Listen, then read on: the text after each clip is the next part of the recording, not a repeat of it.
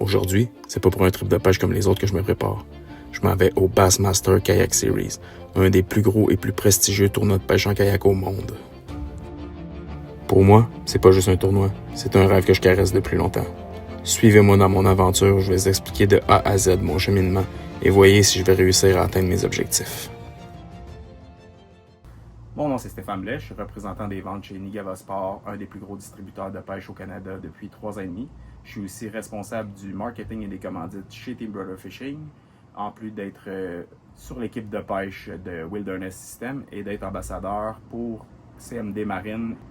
J'ai commencé à pêcher en kayak en fin de saison 2022. J'ai commencé à faire des tournois en 2023 avec Team Brother Fishing.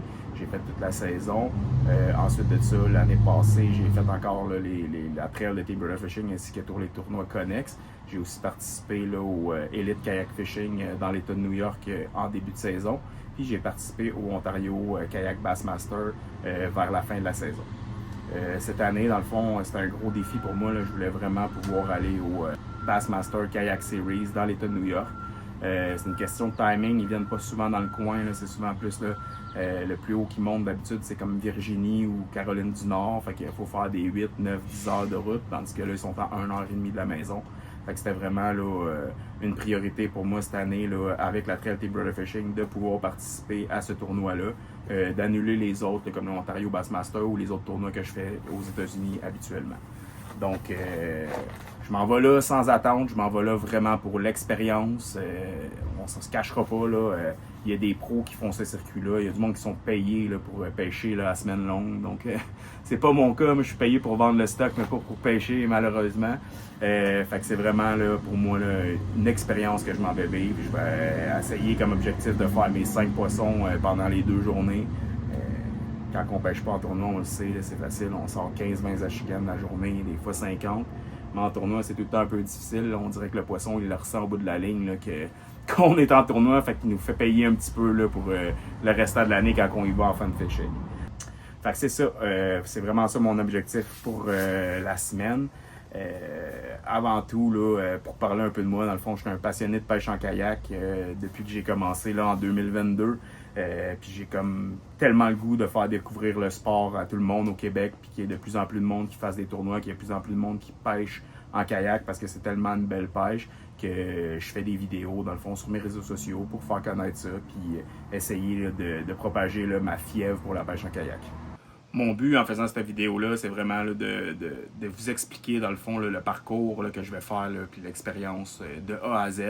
Fait que je vais vous parler dans le fond de ma préparation, qu'est-ce que j'ai pu faire comme prospection avant le tournoi. Ensuite de ça, la préparation de tout mon stock, toutes mes affaires, de ça, la route que je vais faire pour me rendre là-bas. Je vais vous parler aussi de quelle façon que je fais ma pratique, de quelle façon que je vais faire mon plan de match. Fait que c'est ça, c'est vraiment plus accessible qu'on le pense, les tournois de pêche en kayak et même les gros tournois. C'est sûr que c'est des tournois qui sont un peu plus onéreux. Il y a des tournois ici au Québec qui vont être pas mal moins chers pour aller faire l'expérience. Par contre, moi, je suis quelqu'un qui carbure au défi, fait que je me suis dit qu'il allait m'inscrire dans un tournoi où il y avait 150 personnes d'inscrits avec des bourses qui font juste rêver. C'était une bonne façon là, d'apprendre à vitesse grand V. Fait que j'espère que vous allez aimer la série de vidéos. Comme d'habitude, si c'est possible, allez liker, commenter et partager la vidéo. Puis si ce n'est pas encore fait, abonnez-vous à la page. Comme je le dis toujours, ça fait vraiment une grosse différence. Puis si vous voulez là, que je continue à faire des vidéos puis que ça incite du monde du Québec à faire des vidéos, ben allez vous abonner à leur page, suivez-les puis participez. C'est vraiment ça là, la paye, si on veut, à ce niveau-là, de faire des vidéos sur YouTube parce qu'on s'entend là, en bas de 100 000 abonnés. Il n'y a pas vraiment d'argent à faire avec ça, c'est plus pour partager la passion. Fait que j'espère que vous allez aimer ça, puis n'oubliez pas, abonnez-vous! Le matin du 2 juillet, j'ai pris la route avec comme direction le Vermont pour une première journée de pratique sur le lac Champlain. Hey, salut! Il est 5h15 du matin. Je suis en direction du lac Champlain aux États-Unis. On a décidé là, d'aller pratiquer un coin dans le fond là, que j'ai déjà pêché dans le passé avec un ami en bateau qui se trouve être la baie Missisquoi, mais au sud de la baie Missisquoi du côté ontarien. Il y a des beaux des beaux bandwidths, puis tout, il y a la belle largemouth, de ce que je me rappelle, la dernière fois que je suis allé il y a environ 5-6 ans. Petite particularité là, avec les tournois aux États-Unis, puis même certains en Ontario. Le British est autorisé comme nous autres au Québec. Par contre, eux autres, la façon que ça fonctionne, c'est qu'il y a du off-limit. Dans le fond, c'est pas compliqué. 3 semaines avant le tournoi, dans le fond, le lac va fermer aux personnes qui participent au tournoi. Donc, on n'a pas le droit d'aller le pêcher, que ce soit en bateau, en kayak ou whatever what. On n'a pas le droit. Puis il va ouvrir comme 6 jours avant le début du tournoi. Donc à partir de dimanche de la semaine du tournoi, le lac réouvre pour la pratique officielle. C'est vraiment de cette façon-là que ça fonctionne. À ce niveau-là, c'est super intéressant. Moi, j'adore cette façon de faire-là. Ça permet quand même de faire une bonne pratique avant le tournoi. Aller plus faire du repérage que piquer des poissons, mais quand même de trouver 2-3 patterns là, en cas que la journée du tournoi, ça fonctionne pas. C'est toujours le fun d'avoir un plan B, C ou même D. Donc c'est ça, je vous amène avec moi faire la pratique aujourd'hui. À tantôt, on se voit sur l'eau. Bon show.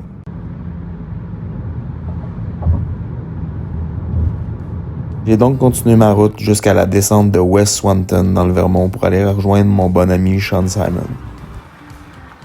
Hey, motherfucker!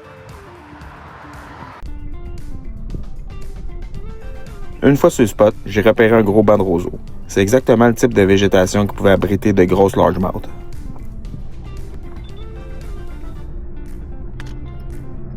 J'avais vu juste. Après quelques lancers seulement, j'ai senti une grosse largemouth avaler complètement mon leurre.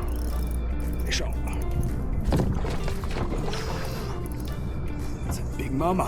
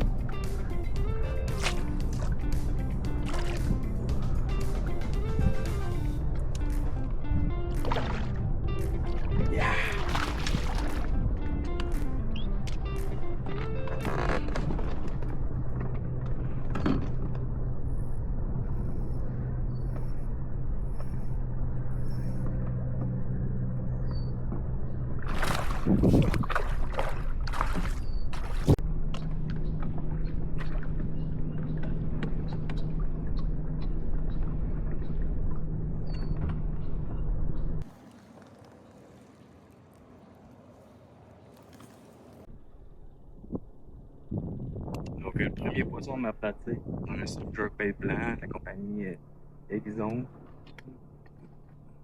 Ah! Il va y avoir un deuxième, je pense.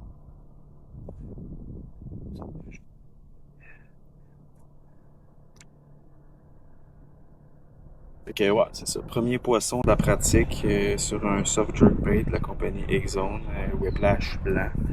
Toujours redoutable comme bait pour la largemouth d'un jonc. Sean, je pense qu'il n'y a pas de succès là, en ce moment. Là, je sais pas, je pense qu'il pense chez Osenko. Je vais essayer quelques castes encore, là, que ça me semble être un bon spot. Puis après ça, je vais aller là rejoindre. La baie, c'est vraiment beau là, pour la largemouth.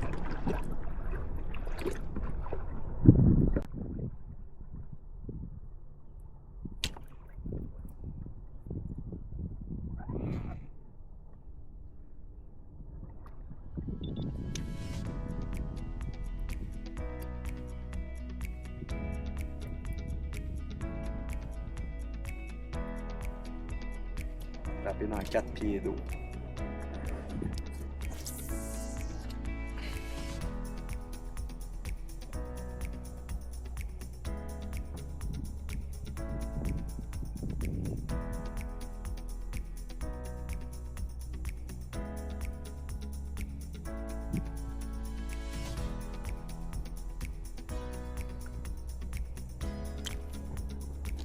There you go.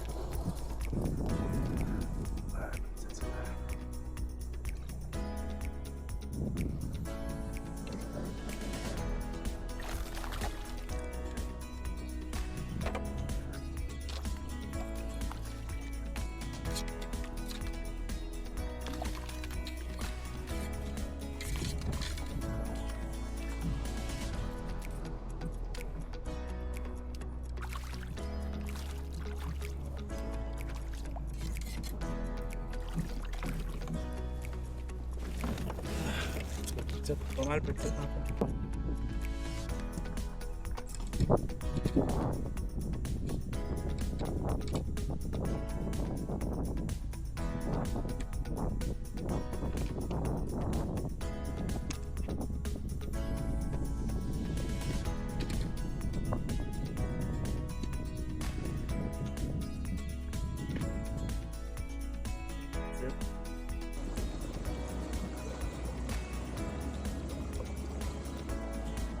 On a monté tout le long de la côte pour se rendre jusqu'à la frontière canadienne pour trouver quelques spots dans les joncs. Et on est ensuite revenu sur nos pas pour pêcher dans un peu plus profond.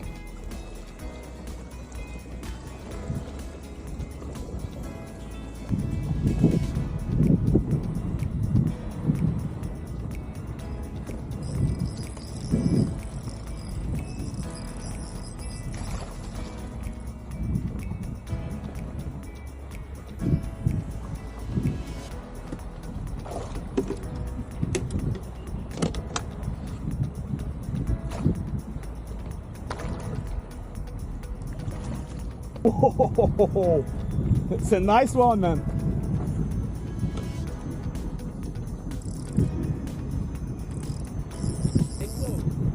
Huh?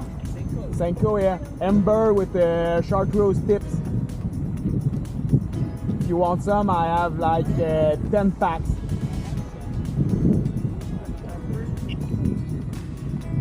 But there's a lot like just right here in the weed. Just in the front. I see them moving. They are stuck on the bottom, but they're moving.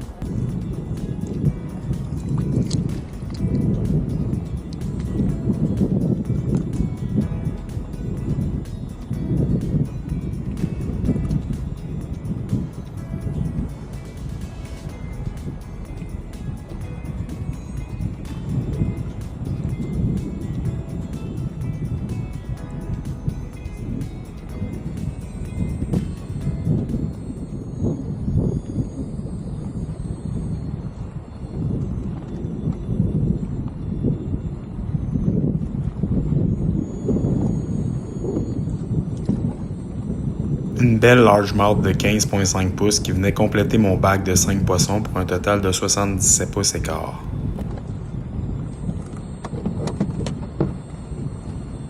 Ce fut une belle journée de pratique, mais à un certain point, le vent s'est mis à souffler tellement fort que c'est devenu presque impraticable. J'ai donc pas pu continuer à augmenter mon bag et j'ai fini ma journée avec 77 pouces et quart. Rien pour finir dans le top tiers, mais content d'avoir quand même pu attraper 5 poissons keeper et compléter un bag. J'ai donc quitté content de ma journée, mais en me disant que ce spot-là ne serait absolument pas mon plan A ni mon plan B. Dans le prochain épisode de My Bassmaster Journey, découvrez ma préparation pour ce gros tournoi. Découvrez aussi sur quoi je me suis basé pour établir une stratégie de prospection efficace et vous verrez aussi mes premières journées de pratique.